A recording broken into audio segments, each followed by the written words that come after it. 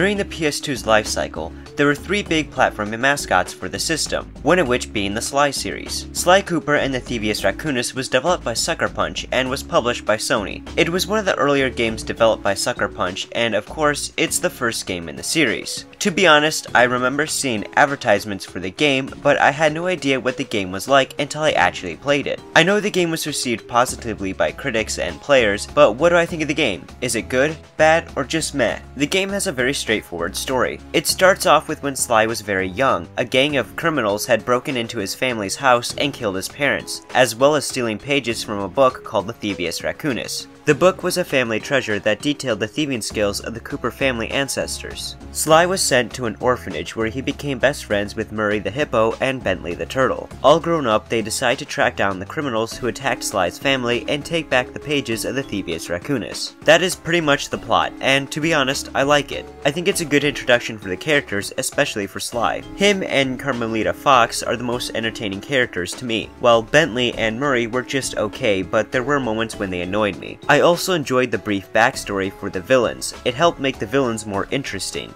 Like I said, I really like the game's simple plot. Sly Cooper is mostly a 3D platformer. The game is broken up into 5 different worlds, with the first 4 worlds having hub worlds where you can access the levels in that world, while the 5th world has you play the levels in a specific order. The hub worlds aren't too big, making it easy to get to the levels. In most of the levels, you will be playing as Sly in linear platforming levels. Now, while Sly can attack enemies and jump, he also has some more interesting and unique moves, like using his cane to swing off of hooks and to climb up onto poles. There are some stealth aspects in some of the levels, like avoiding spotlights, enemy view, and avoiding lasers. Sly will also gain new moves when he beats a boss that are used in the next levels, like grinding on rails, turning invisible, and landing on tiny platforms. However, Sly can only take 1 hit unless he has a horseshoe, and the most of those that he can hold are 2. To get horseshoes, you have to collect either 100 coins or find them lying around in a level. There are also checkpoints and levels, and there is a live system to the game. Throughout these levels, you can find clue jars, and once you have found all the clue jars in a level, you will be able to unlock the safe in that level. By doing this, you can earn new optional abilities such as a dive attack,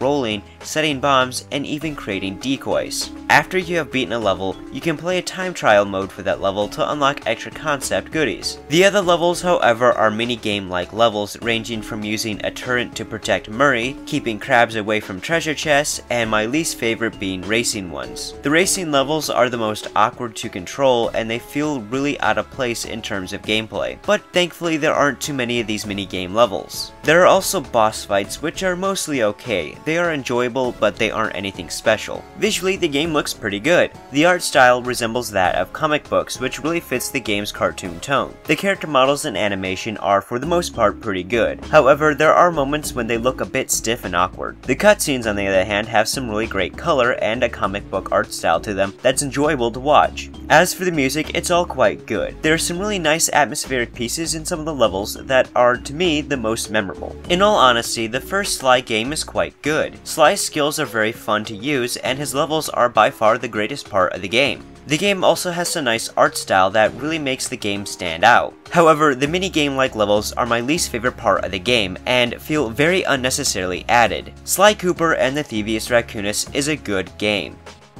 Yes, I really don't like the mini-game levels, but Sly's levels are very good. Despite not knowing what the game was going to be like, I was very pleasantly surprised. It's a really fun game that mixes platforming with some stealth aspects. If you enjoy platforming games, I highly suggest giving this one a try. Well, thank you for watching, and I hope you enjoyed this review and found it to be rather informative. If you'd like to see more reviews, please check out my channel. And please don't forget to subscribe. And if there are any other PS2 games you'd like to see me review in the future, please leave a suggestion down below. Well, I'm MCB the PS2 Gamer, and I'll see you guys next time.